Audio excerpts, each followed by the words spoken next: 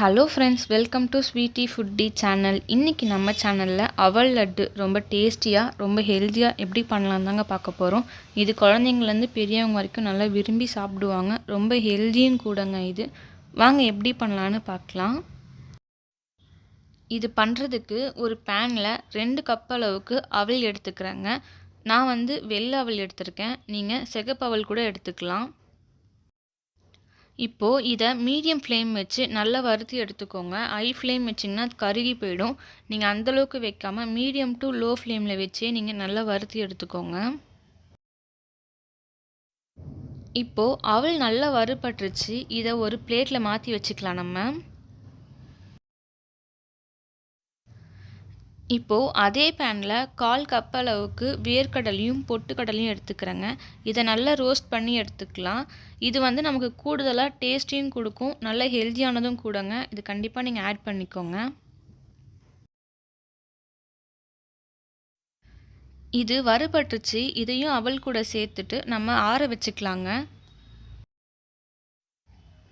இப்போது அதே பேனில் நான் 2 ஸ்பூன் அளவுக்கு நெய் விட்டுக்கிறேன். இதில் நான் கொஞ்சமாக முந்திரி பருப்பு சேர்த்து வறுத்து எடுத்துக்கிறேங்க. இப்போது முந்திரி பருப்பு நல்லா வறுபட்டுச்சு. இதையும் வேறு பிளேட்டில் மாற்றி வச்சுக்கலாம்.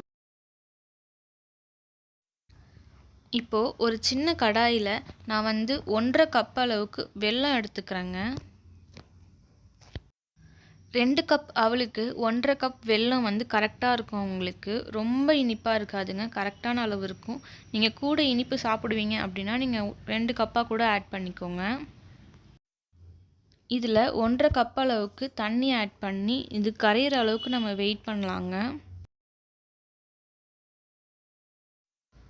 இந்த வெல்லம் கரைஞ்சி வரதுக்குள்ளே நம்ம ஆற வச்சுருந்த அவளையும் வேர்க்கடலை பொட்டுக்கடலையை ஆட் பண்ணி நம்ம நல்லா அரைச்சி எடுத்துக்கலாங்க மிக்சியில். இது நீங்கள் ரொம்ப பவுடராக அரைக்க வேண்டாங்க, ரவை அளவுக்கு நீங்கள் அரைச்சி எடுத்துக்கிட்டாலே போதும். மிக்சியில் ஒரு 2லேருந்து 3 பல்ஸ் விட்டிங்கனாலே உங்களுக்கு கரெக்டாக வந்துடும். இப்போ பார்த்தீங்கன்னா இந்த அளவுக்கு நீங்கள் அரைச்சி எடுத்துக்கிட்டிங்கன்னா கரெக்டாக இருக்கும். இப்போது வெல்லம் நல்லா கரைஞ்சி வந்துருச்சுங்க. இப்போ இதை ஸ்டவ் ஆஃப் பண்ணிடலாம். நம்ம முந்திரி பருப்பு வறுத்த கடாயிலேயே நம்ம இந்த வெல்லத்தை வடிகட்டி எடுத்துக்கலாங்க. வெல்லம் நீங்கள் எப்போ காய்ச்சினாலுமே வடிகட்டியே யூஸ் பண்ணுங்கள். அப்போ தான் அதில் இருக்க மண் தூசி எல்லாம் போகும். இப்போ பார்த்தீங்கன்னா இந்த வெல்லம் நல்லா கொதிச்சு வருது. இந்த ஸ்டேஜில் நம்ம அரைச்சி வச்சுருந்த பவுடரை இதில் ஆட் பண்ணிக்கலாங்க. ஆட் பண்ணிவிட்டு நல்லா மிக்ஸ் பண்ணி விட்டுக்கோங்க.